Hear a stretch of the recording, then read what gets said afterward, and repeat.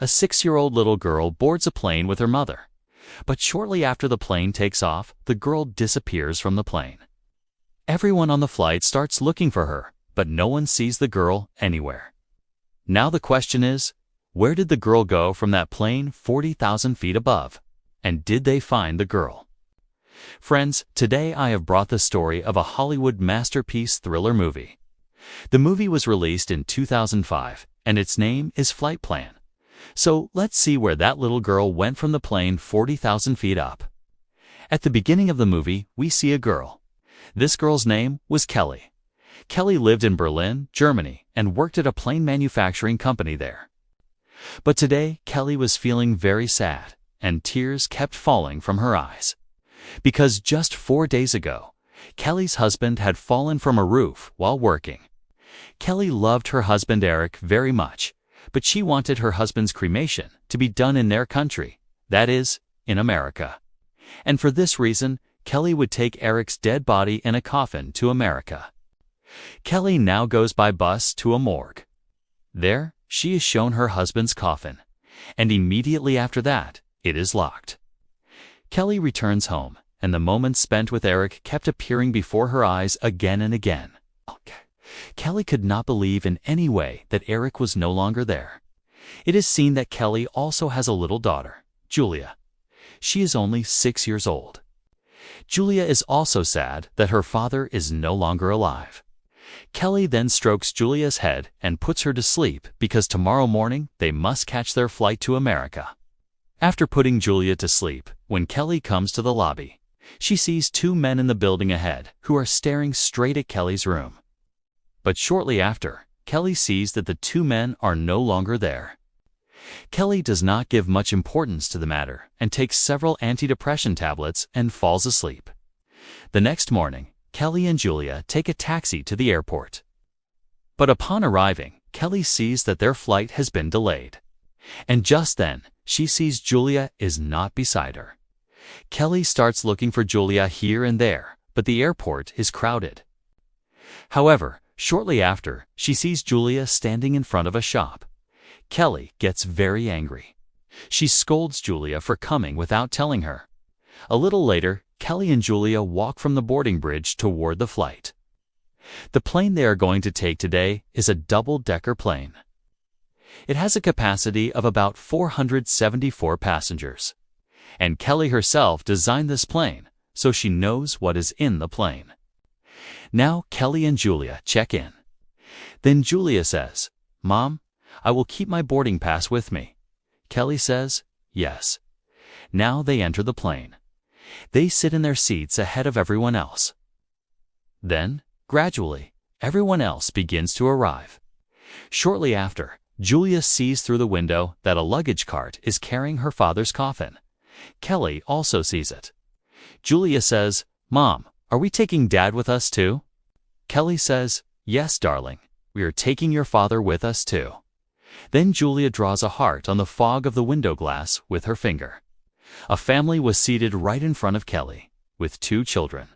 And behind Kelly's seat, a man was sitting, who had already started flirting with the air hostesses.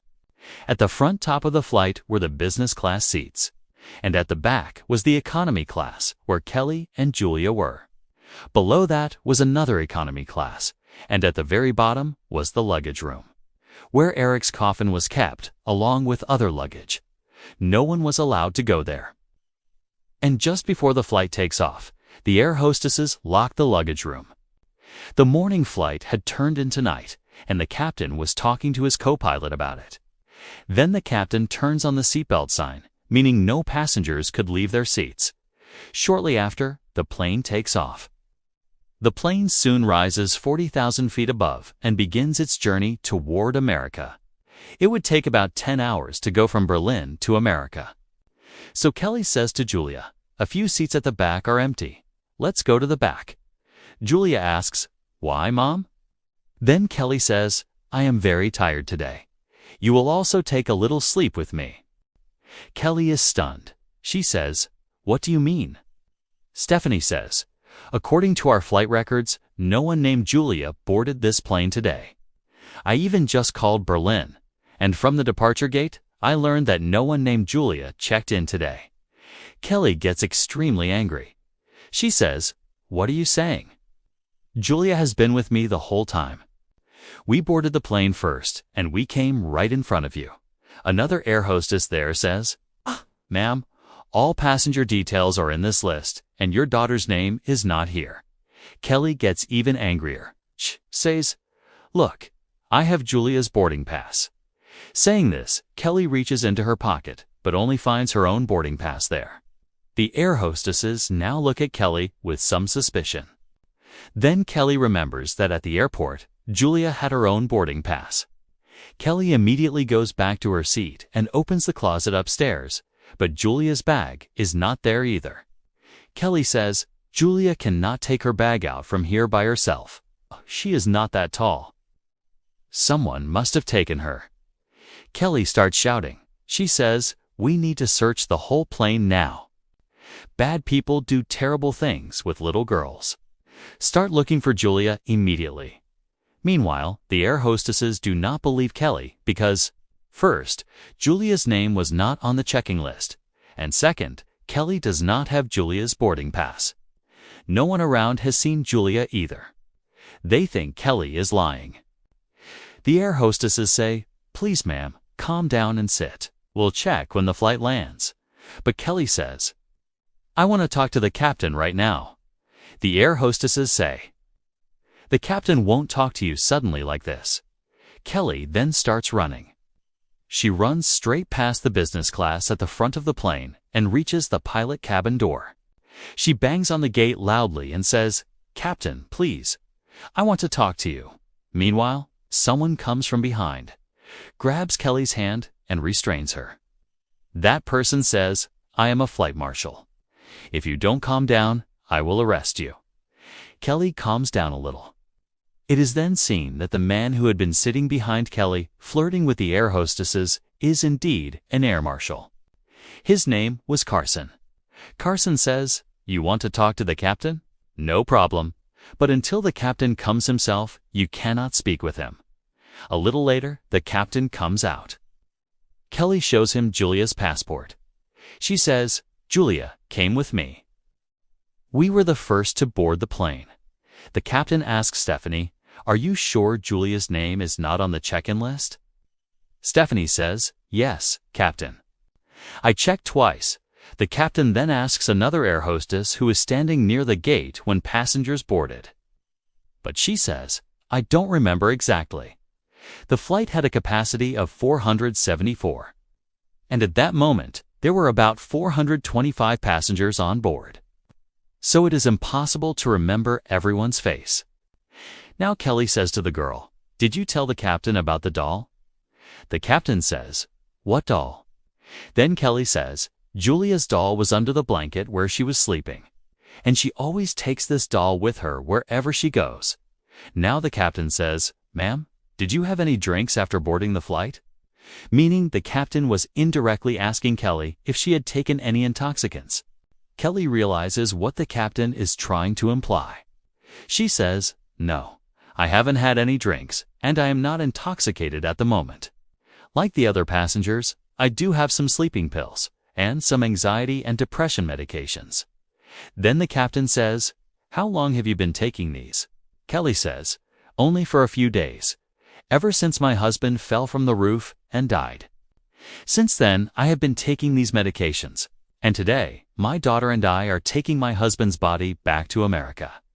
But Kelly sees that the captain thinks she might have lost her mind, making up stories. Then Kelly says, "I am not under any influence now. I haven't had any drinks. I am completely clear-headed. I have Julia with me. Now, what motive would I have to lie? Think about it for a moment. Please, make arrangements to find my daughter." Now the captain tells the air hostesses to turn on the seatbelt sign so that no passenger can leave their seat. The captain also tells them to search the entire plane carefully. The seatbelt sign is turned on. Meanwhile, the other passengers start getting irritated because the flight was already very late. On the other hand, the crew starts searching for Julia. The air hostess named Stephanie opens a closet. There she sees a secret door leading to the lower part of the plane. This room was at the very front of the plane, and all the software machines were there. Stephanie searches with a torch and calls a few times, but there is no response. Meanwhile, another crew member checks the very upper part of the plane, but no one is seen there either. Kelly also starts searching for Julia with the flight marshal Carson. Then her attention goes to a passenger there. Kelly directly asks him, "Have I seen you before?" The man is Arab. He says, "Yes. From this area, you hoped to go 5 times." Kelly says, "No, I have seen you before. Just last night, you went opposite my flat and were watching me from Allah's room." Hearing this, the man gets completely scared. Since the 9/11 attacks, Americans had developed anger toward Arabs. Now the other passengers also start pointing at the man. The man says, "I have never seen you before. And last night, I was at the Hilton Hotel." He then shows Carson his hotel bill. Carson sees this and believes that the man is telling the truth, but Kelly doesn't believe him. She says, "Where did you hide my daughter?" Carson then takes Kelly aside and asks, "Okay, you are saying someone kidnapped your daughter, and that too, inside this plane. Yet your daughter's name is not on the flight check-in list. And in the empty seats there, we can stretch out and sleep comfortably." Then Kelly and Julia go to the back seats and fall asleep. About 2 hours later, Kelly's sleep is disturbed by turbulence. She knew that flights experience such turbulence in bad weather. But when she looks at Julia's seat, where Julia was supposed to be sleeping, Kelly sees that Julia is not there. She thinks Julia might have returned to their previous seat, so she goes to the previous seat, but Julia is not there either. At this time, almost all passengers on the flight are asleep. Kelly sees that the man sitting behind her is watching a movie. She asks the man, "Have you seen my daughter?" The man is a little surprised and says, "No." Now Kelly begins to worry. Where did Julia go? She starts checking the flight toilets. But all the toilets are empty. Julia is nowhere. Kelly now gets more worried. She looks at all the nearby seats, thinking Julia might be sitting somewhere. But no, Julia is nowhere. Kelly then asks one of the air hostesses there, "Have you seen my daughter?" The air hostess says, "Yes, your daughter is in the lounge." Kelly immediately goes to the lounge, but it is not Julia. It is another girl. Kelly again tells the air hostess, "My daughter is not that big. She is only 6 years old." But this time, the air hostess says, "No, ma'am. I have not seen anyone like that." Kelly now goes to the front business class to look, but the air hostesses do not allow her to go there.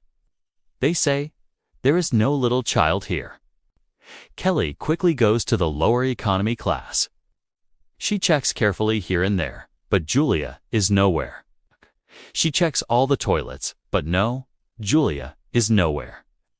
Kelly then goes upstairs where Julia had been sleeping.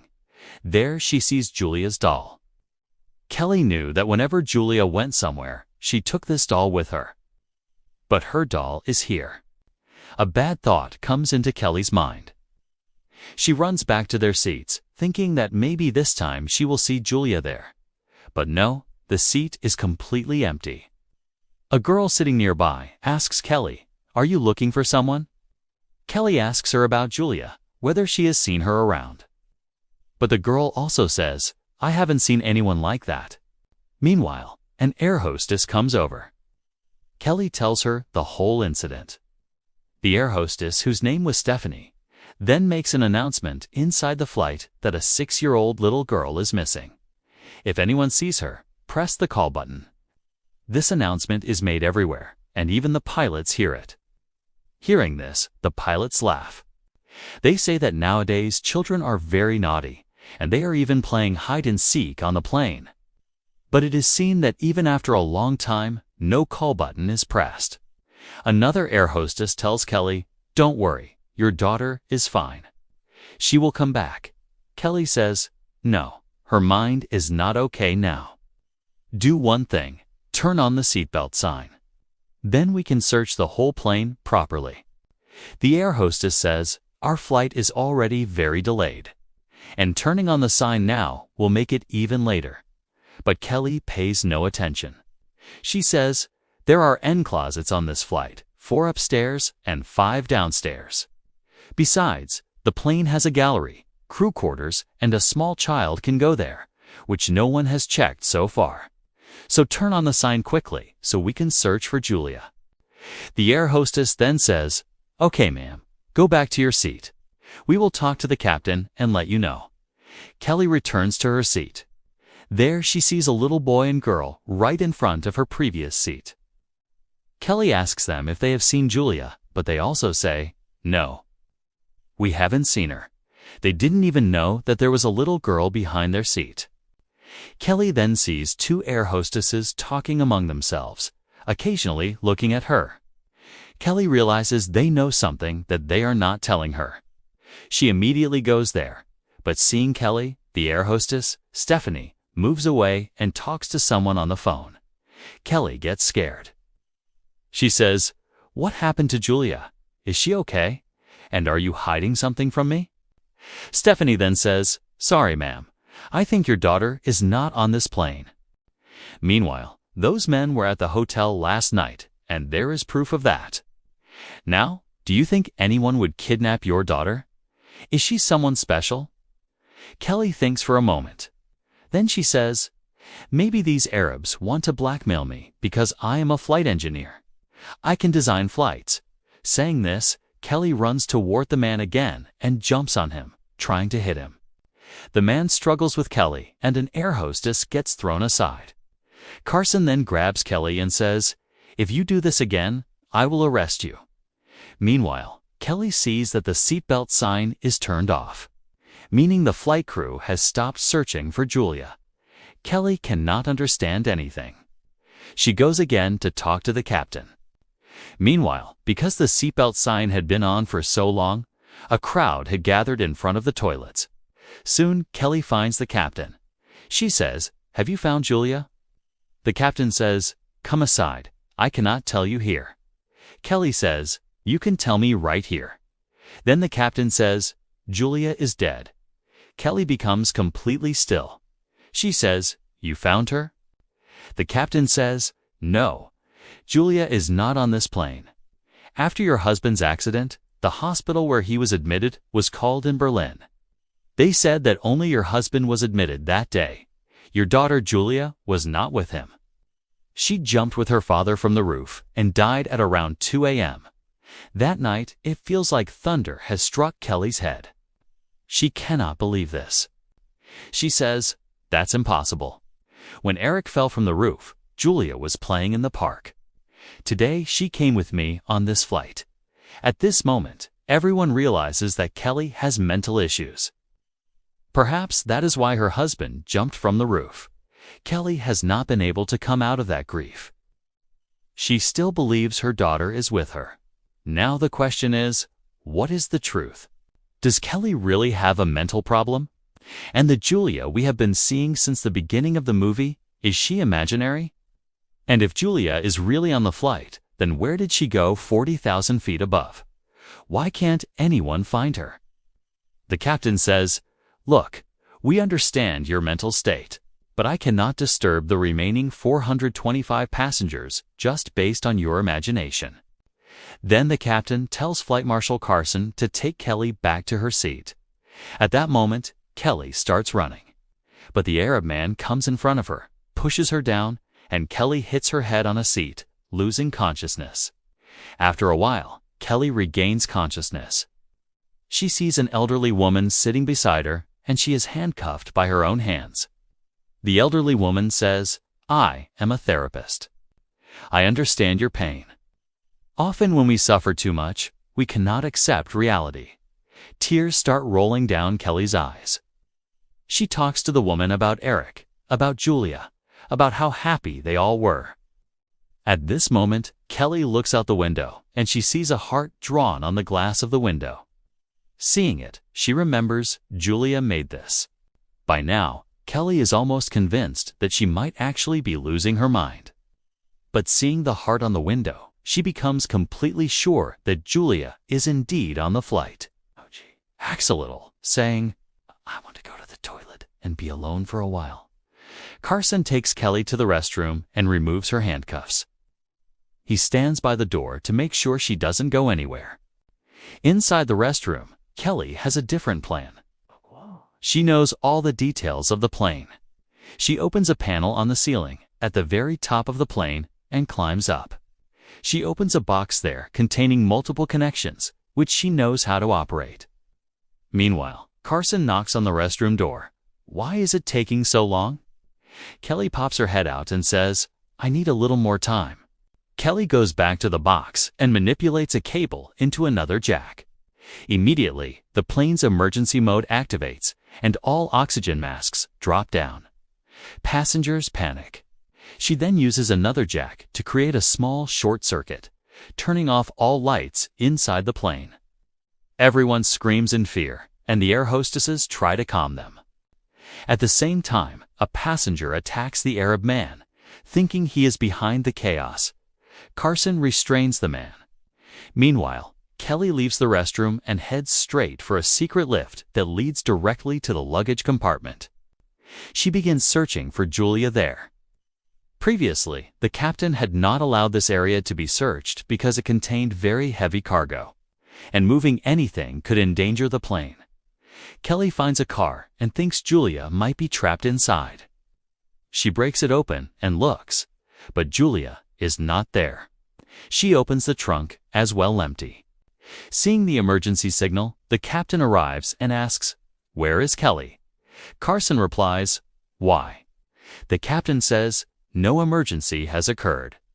This crazy woman, Kelly, is causing all this. She's a flight engineer. She knows what will happen if she manipulates anything." Carson checks the restroom and confirms that Kelly is not there. Kelly thoroughly searches the luggage room, but Julia is nowhere. Her eyes fall on her husband Eric's coffin. She opens it, but Julia is not there. Kelly begins to cry. Carson handcuffs Kelly again and says, "We'll have to make an emergency landing for you." Kelly says, "Yes, that's fine. Then we can search for the plane properly." Carson becomes angry. "For what you've done, you'll be arrested after landing.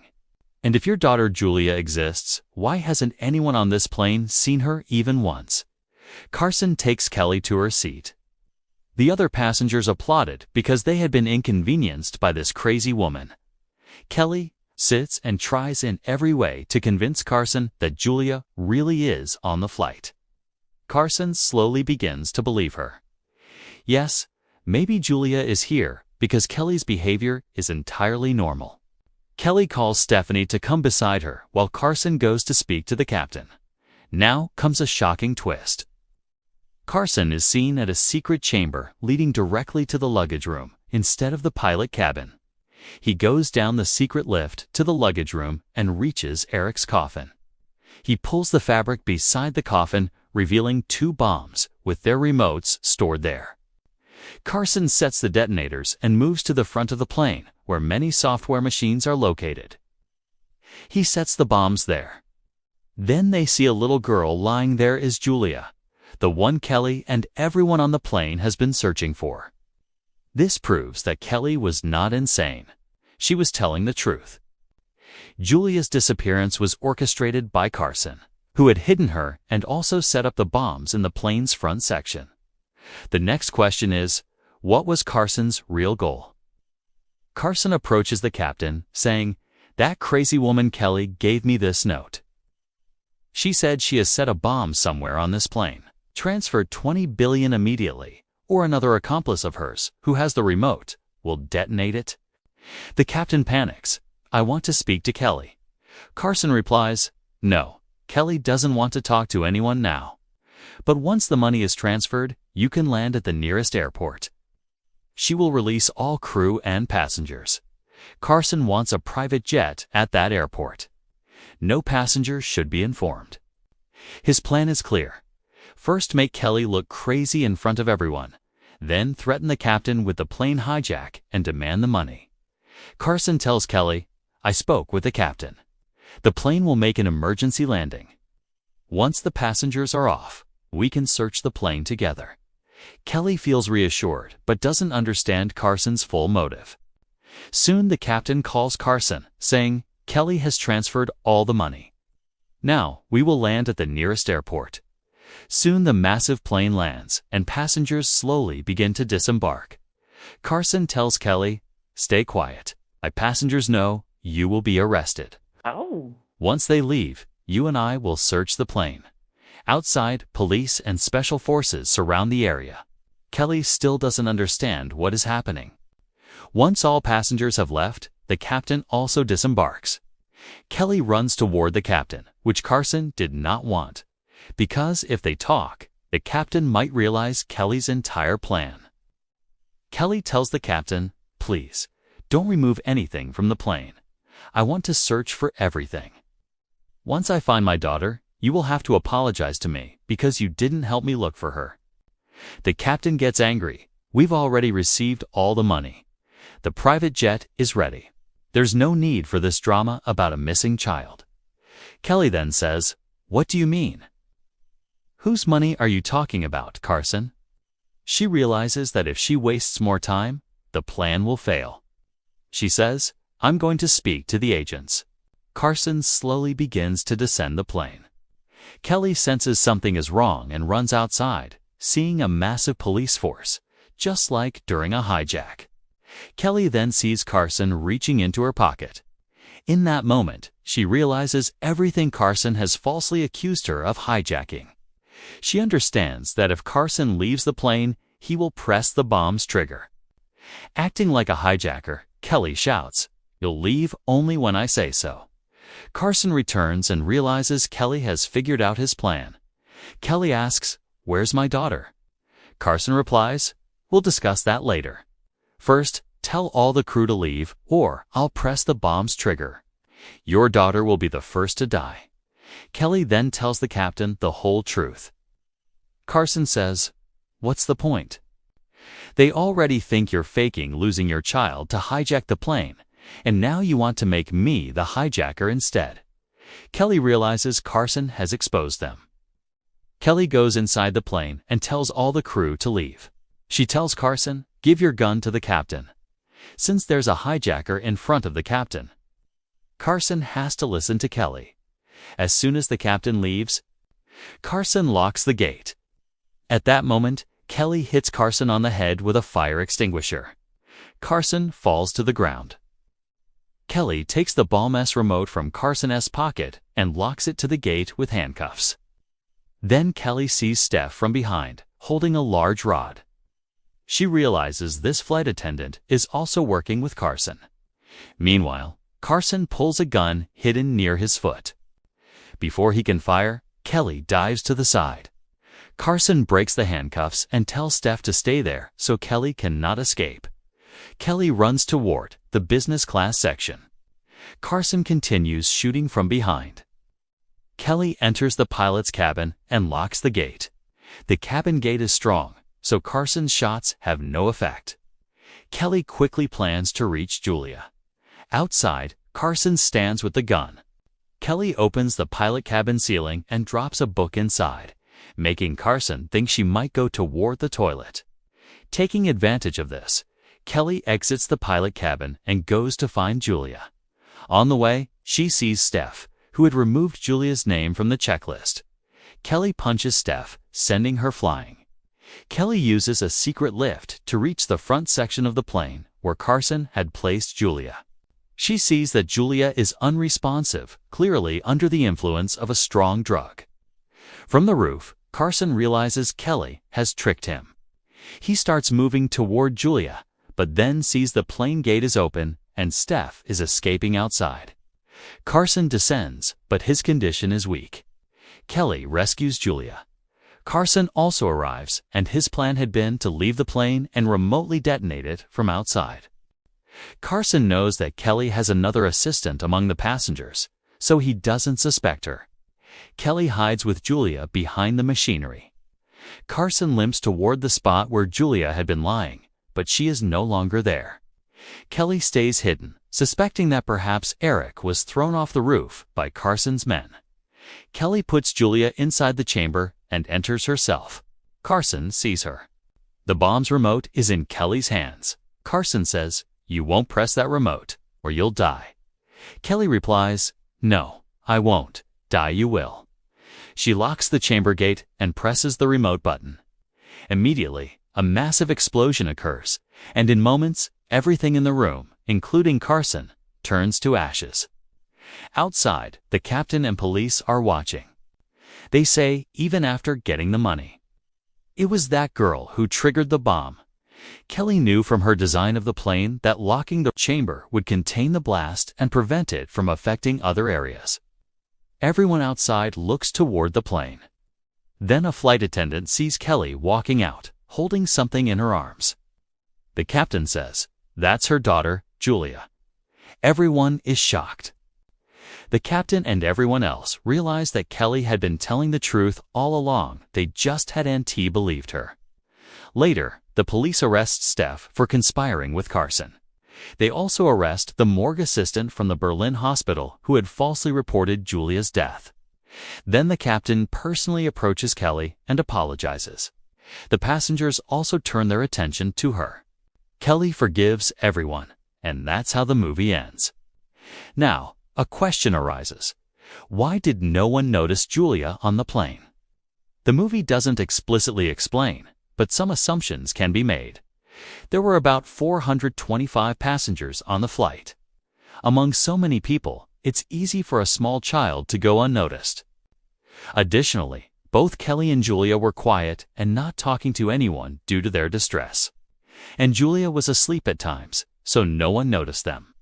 Another reason is human psychology.